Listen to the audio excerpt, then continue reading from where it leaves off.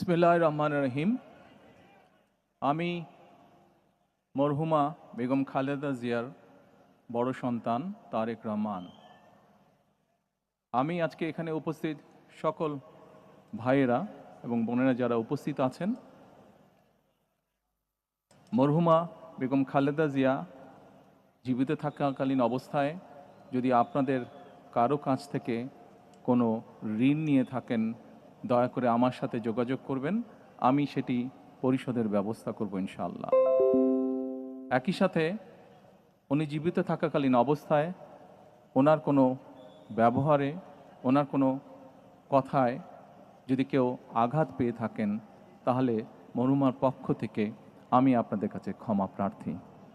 দোয়া করবেন আল্লাহ তাআলা যাতে ওনাকে বেহেশত দান করেন। আসসালামু আলাইকুম।